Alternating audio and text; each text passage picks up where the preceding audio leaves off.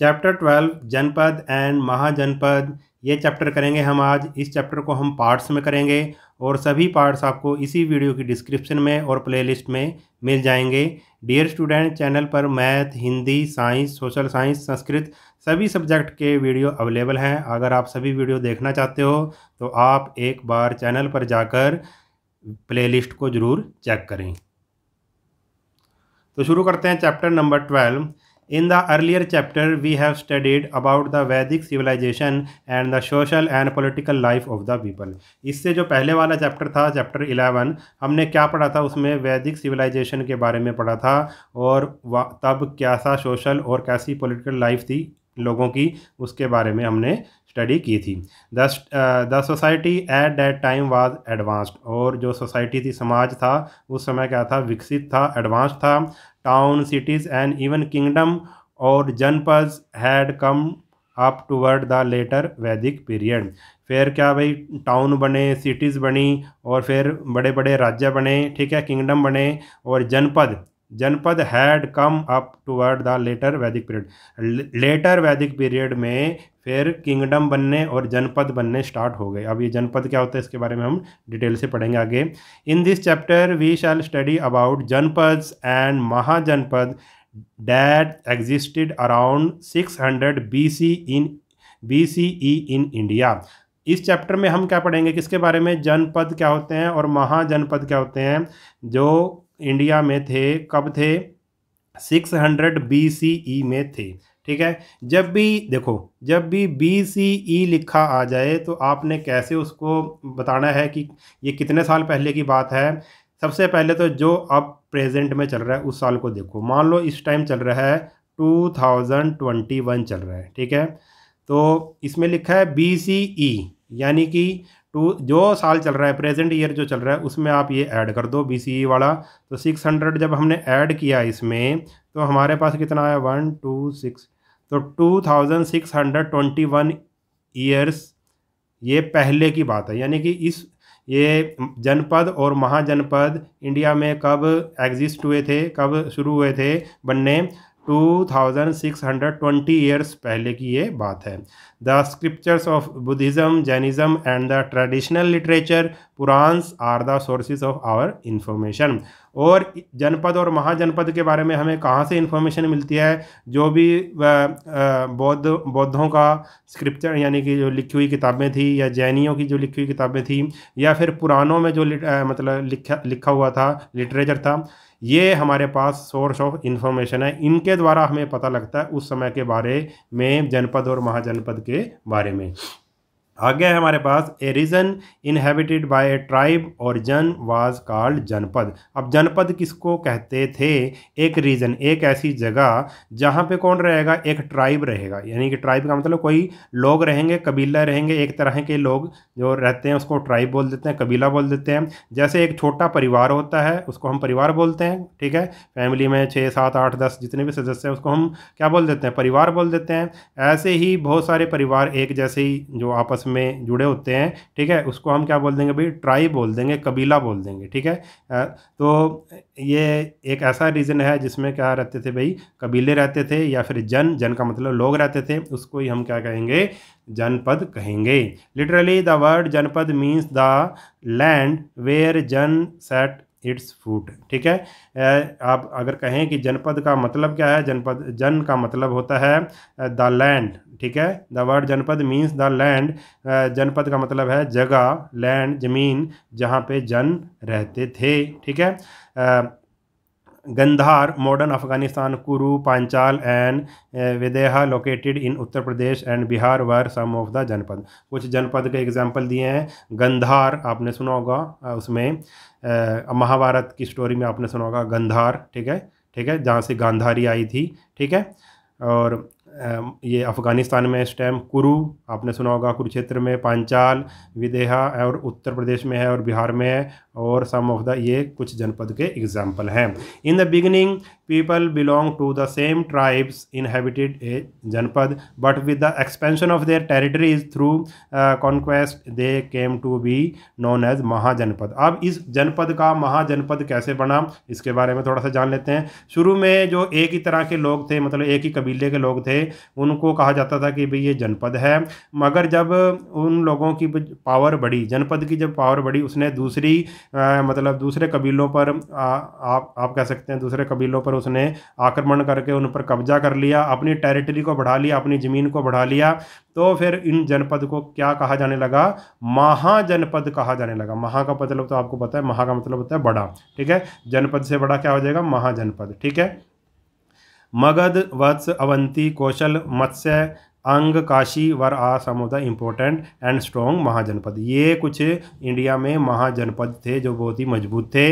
The Magadh emerged as the most powerful महाजनपद as it conquered the territory of other महाजनपद। जो मगध था, इनमें से जो मगध था ना, मगध महाजनपद था, वो बहुत ही स्ट्रॉन्ग पावरफुल महाजनपद था। इसने क्या किया था? भाई दूसरे जो महाजनपद थे उन पर आक्रमण करके उनको अपने अधीन ले लिया था, ठीक है, उनको अपने कब्जे में ले लिया था। तो उस टाइम जो मगध नाम का जनपद था वो बहुत ही स्ट्रॉन्ग था, ठीक है। और मगध कहाँ पे है भाई? बिहार में है, ठीक है। Matrimonial alliances with daughter of other rulers was also a step toward expanding power. और मैट्रिमोनियल अलायंसेस किए गए, यानी कि जो ये महाजनपद के जो राजा वगैरह होते थे, ये दूसरे राजाओं से क्या कर देते थे भाई? शादियों का संबंध स्थापित कर देते थे, जैसे उसकी लड़की से शादी कर लेते थे, ठीक है। इस तरह से वो अपनी पावर को बढ़ाते थे, अपने जो राज्य है उसका एक्सपेंड करते थे, ठीक है। All these mahajanapada later become part of Magadha empire. और जितने भी ये महाजनपद थे ना, बाद में ये किसके किसके अंडर आ गए? ये आ गए अंडर किसके? मगध एम्पायर के ये अंडर आ गए। There were a few kingdoms where the rulers were chosen by the people of the kingdom. अब उस समय कुछ ऐसे राज्य भी थे जहाँ पे जो राजा था ना, ठीक है, द वेयर द रूलर, जहाँ पे जो रूलर था यानी कि राजा था, वो किसके द्वारा चुना जाता था? पीपल ऑफ द किंगडम, राज्य के लोगों के द्वारा चुना जाता था, जैसे आजकल होता है लोकतंत्र में, ठीक है। These kingdom were known as gana sangha. ऐसे जो थे किंगडम उनको गण संघ बोला जाता था, ठीक है। जिस मतलब लोग अपने आप ही राजा को या लीडर को चुनते थे, ठीक है। ऐसे राज्यों को क्या कहा जाता था? गण संघ कहा जाता था। The office of the ruler was not hereditary. और जो रूलर होता था वो हेरिडेटरी नहीं होता था, यानी कि मान लो कि किसी को लोगों ने राजा बना दिया तो उसका पुत्र उसके बाद राजा बन भी सकता है, नहीं भी बन सकता, ठीक है। हेरिडिटरी में क्या होता है? हेरिडिटरी में यह होता है कि राजा का पुत्र राजा बनेगा, फिर आगे उसका पुत्र होगा, फिर वो राजा बनेगा, यानी कि उसको कोई नहीं हटा सकता। मगर जो गण संघ में था वो जरूरी नहीं है कि राजा का पुत्र ही राजा बने, जिसको लोग चुनेंगे वो बनेगा, यानी कि वो वहाँ पे हेरिडिटरी वाला सिस्टम नहीं था। सम of the important gana sangha were Lichchhavis of Vaishali, Shakya of Kapilavastu, Vajjis of Mithila, ठीक है। और इसमें सबसे मतलब कुछ बता रखे हैं इन्होंने, गणसंघ बता रखे हैं, जैसे कि लिच्छवी, वैशाली में क्या था? लिच्छवी गणसंघ था। और कपिल वस्तु का शाक्य गणसंघ था। और वर्जिस ऑफ मिथिला, मिथिला में ये वाला गणसंघ था, ठीक है। मालाज ऑफ पाव, कुशीनगर, ठीक है, एक ये भी गणसंघ था। There are an assembly in each republic. और इसमें क्या होती थी भाई? एक इसको जो गणसंघ कहा गया है, रिपब्लिक कहा है, उसमें क्या होती थी? असेंबली होती थी, एक सभा होती थी, ठीक है। इट मेड लॉज, और जो क्या बनाती थी, यानी कि इस असेंबली में बहुत सारे आप कह सकते हैं ग्रुप होता था एक, उसमें बहुत सारे मेंबर होते थे, और यही मेंबर इट मेड लॉज, और यही जो असेंबली होती थी वो लॉज कानून बनाती थी राज्य के लिए। द राजा और किंग वाज इट्स हेड। और राजा क्या होता था? उसका क्या होता था? इस असेंबली का हेड होता था, ठीक है। आगे बढ़ते हैं हम। इम्पोर्टेंट रूलर्स, कौन कौन से इम्पोर्टेंट रूलर्स हुए हैं उस टाइम में जब जनपद और महाजनपद होते थे इंडिया में? बिम्बिसार, सबसे पहले है बात बिम्बिसार की। He was an intelligent and a far sighted ruler. ये जो बहुत ही इंटेलिजेंट रूलर था और दूरदृष्टि वाला राजा था, दूरदृष्टि वाला राजा था। Not only did he extend his empire but also had a efficient administration. ना सिर्फ इसने अपना राज्य बढ़ाया बल्कि इसका एक बहुत ही योग्य कह सकते हैं, बहुत ही अच्छा शानदार एडमिनिस्ट्रेशन भी था। एडमिनिस्ट्रेशन का मतलब आपको पता है कि वो सही ढंग से राजकाज चलाता था, उसका प्रबंध, राजकाज चलाने का प्रबंध बहुत ही अच्छा था। He never tolerated any inefficient official. वो जो राजा था बिम्बिसार, वो किसी भी इनएफिशिएंट, किसी भी अयोग्य अधिकारी को सहन नहीं करता था। जो भी उसको लगता था कि ये अधिकारी अयोग्य है, उसको वो हटा देता था। He consulted the village headman gramini for administrating the villages. और जो ग्रामीणी का जो हेड होता था, ठीक है, जो विलेज का हेड होता था उसको ग्रामीणी कहते थे, उससे भी वो सलाह मतलब परामर्श वगैरह करता था। बिम्बिसार कैपिटल वाज राजगृह, और इसकी जो बिम्बिसार की जो कैपिटल थी, राजधानी थी, वो कौन सी थी भी? राजगृह थी, जो क्या है भाई? बिहार में क्या है भाई? नियर पटना, पटना के पास है बिहार में, ठीक है। डू यू नो में क्या है? An empire in much larger than a kingdom and needs a big army to protect it. Empire किसको कह देंगे? अंपायर एक जो राज्य होता है, किंगडम होता है, उससे बड़ा होता है, यानी कि बहुत बड़ा राज्य को हम क्या कह देंगे?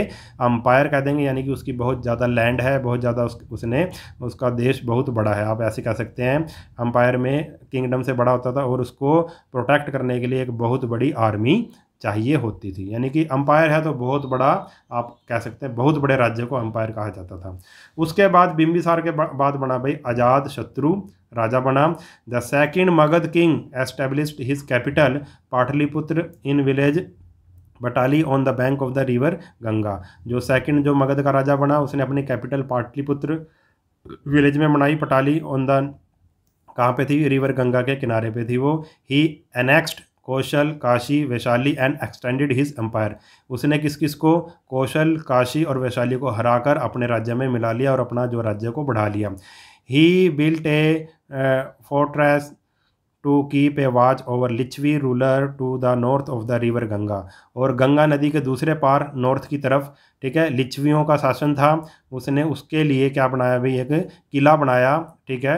किले से फिर वो क्या करता था भाई? उसको क्या कहने का मतलब, उन पे नज़र रखता था, लिच्छवी राजाओं पे नज़र रखता था कि वो उस पर अटैक ना कर दें, ठीक है।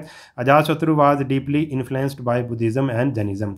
जो अजातशत्रु था वो किससे प्रभावित था? बौद्ध धर्म और जैन धर्म से वो प्रभावित था। उसके बाद राजा बना भाई दर्शक, ठीक है। अकॉर्डिंग टू पुराना he became the king of Magadh after the death of Ajatashatru. Ajatashatru की डेथ के बाद पुराणों के अकॉर्डिंग, जो पुराण में लिखा गया है, अजातशत्रु की मृत्यु के बाद कौन बना मगध का राजा? मगध का राजा बना Darshaka. Two important dynasty Shishunaga and Nandas ruled the Magadha afterward. उसके बाद यानी कि दर्शक के बाद दो डायनेस्टी और आई, शिशुनाग और नंद, उन्होंने मगध पर राज किया। Magadha attend a very prestigious position under the Nand.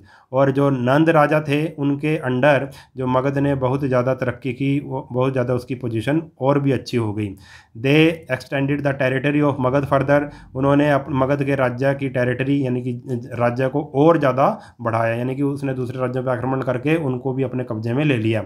The last king of Nanda dynasty was Ghanananda. और नंद डायनेस्टी का जो लास्ट किंग था वो घनानंद था। He ruled from 345 BCE to 322 BCE। उसने कब से कब तक राज किया? 345 BCE से 322 BCE तक उसने राज किया, ठीक है। तो इस वीडियो में हम इतना ही करेंगे। नेक्स्ट वीडियो में जो बच गया है उसका हम इसको कंप्लीट कर देंगे, इस लेसन को। अगर वीडियो आपको अच्छा लगा है तो चैनल को सब्सक्राइब कर लेना और वीडियो को अपने सभी दोस्तों के साथ शेयर ज़रूर कर देना। मिलते हैं नेक्स्ट वीडियो में, तब तक के लिए नमस्कार।